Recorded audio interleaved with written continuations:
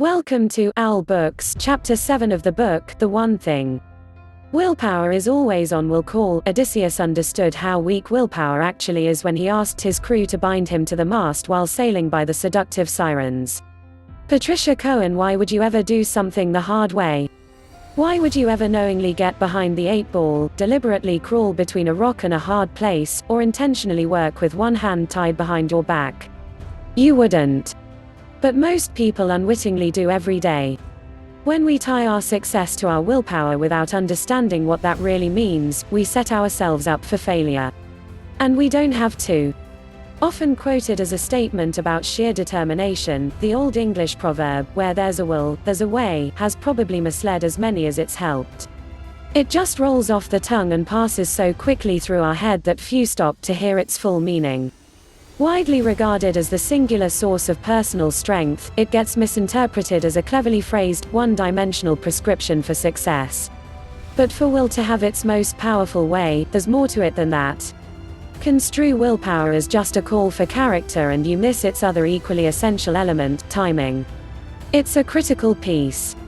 For most of my life I never gave willpower much thought. Once I did, it captivated me. The ability to control oneself to determine one's actions is a pretty powerful idea. Base it on training and it's called discipline. But do it because you simply can, that's raw power. The power of will. It seemed so straightforward, invoke my will and success was mine. I was on my way. Sadly, I didn't need to pack much, for it was a short trip. As I set out to impose my will against defenseless goals, I quickly discovered something discouraging: I didn't always have willpower. One moment I had it, the next, poof. I didn't.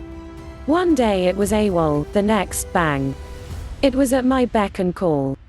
My willpower seemed to come and go as if it had a life of its own. Building success around full strength, on-demand willpower proved unsuccessful.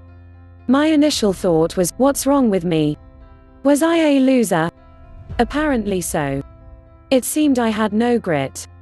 No strength of character. No inner fortitude. Consequently, I gutted it up, bore down with determination, doubled my effort, and reached a humbling conclusion: willpower isn't on will call. As powerful as my motivation was, my willpower wasn't just sitting around waiting for my call, ready at any moment to enforce me will on anything I wanted. I was taken aback. I had always assumed that it would always be there.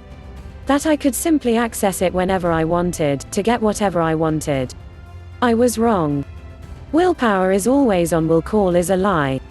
Most people assume willpower matters, but many might not fully appreciate how critical it is to our success. One highly unusual research project revealed just how important it really is. Toddler torture. In the late 60s and early 70s, researcher Walter Mischel began methodically tormenting 4-year-olds at Stanford University's Bing Nursery School.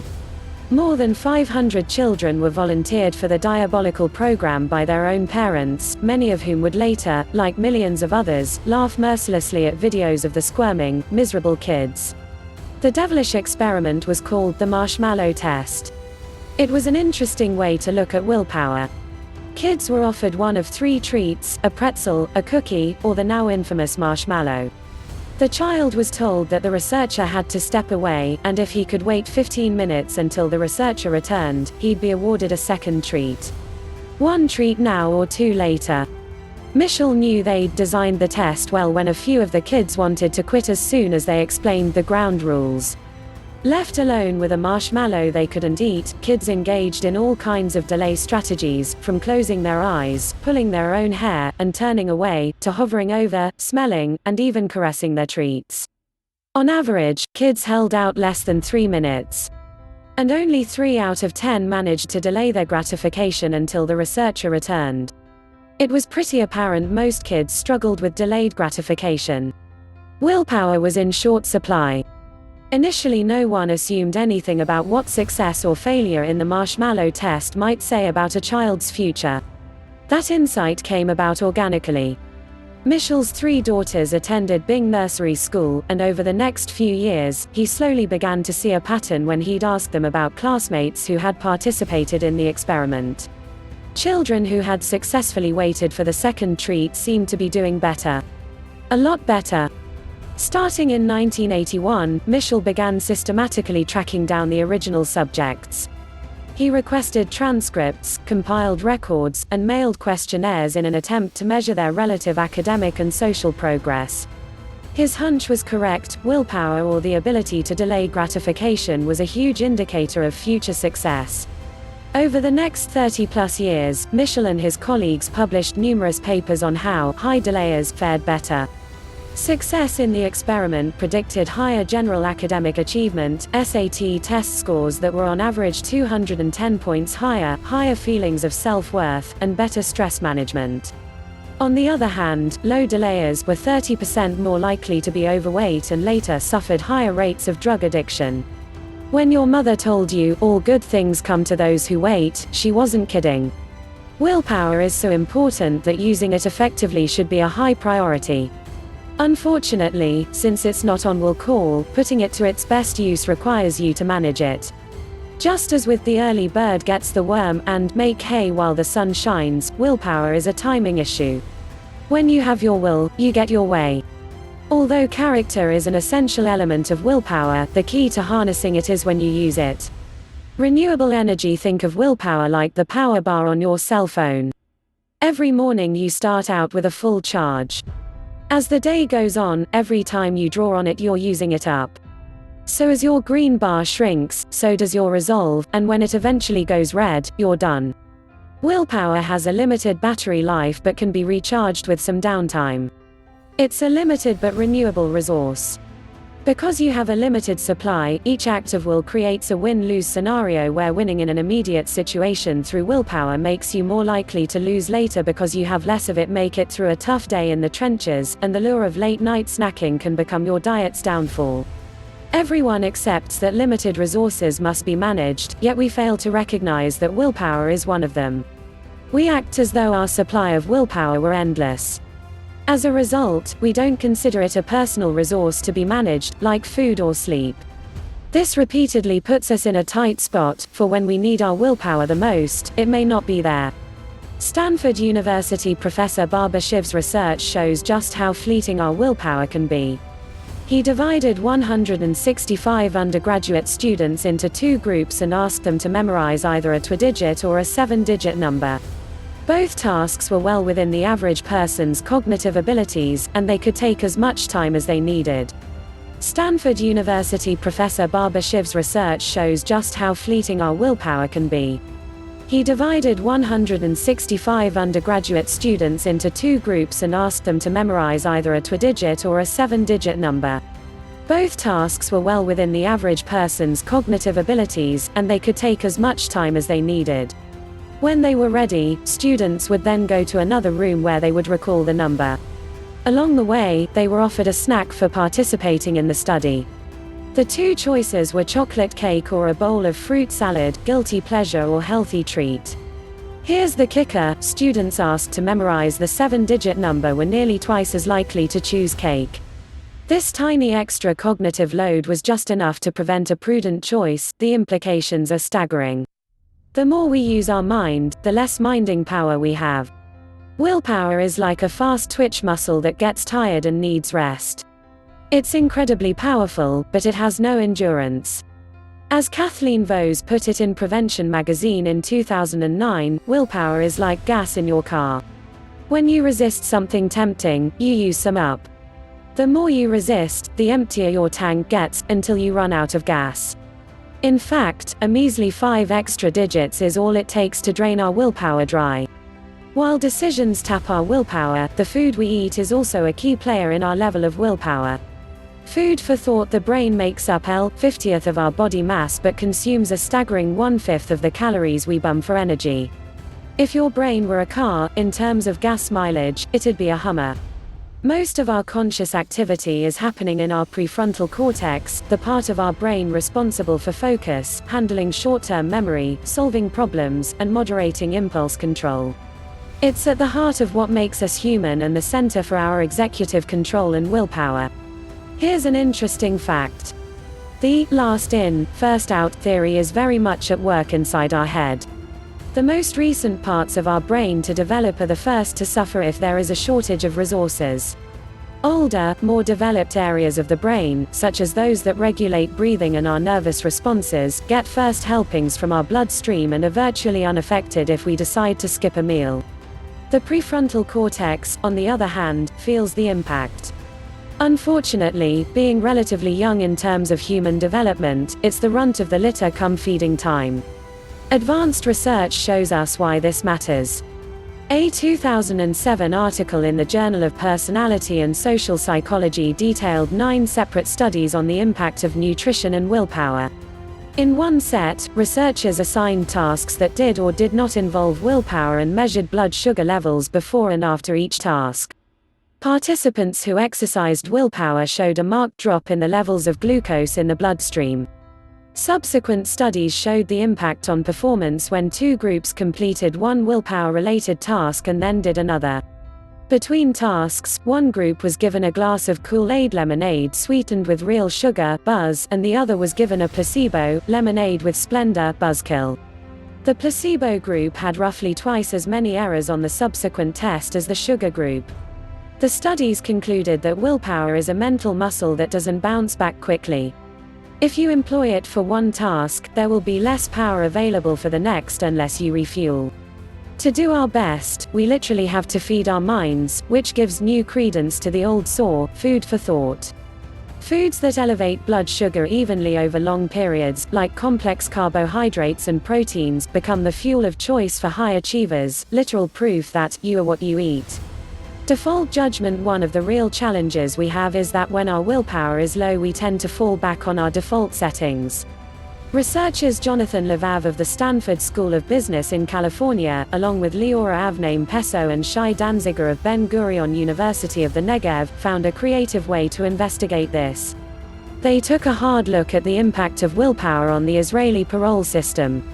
One of the real challenges we have is that when our willpower is low, we tend to fall back on our default settings.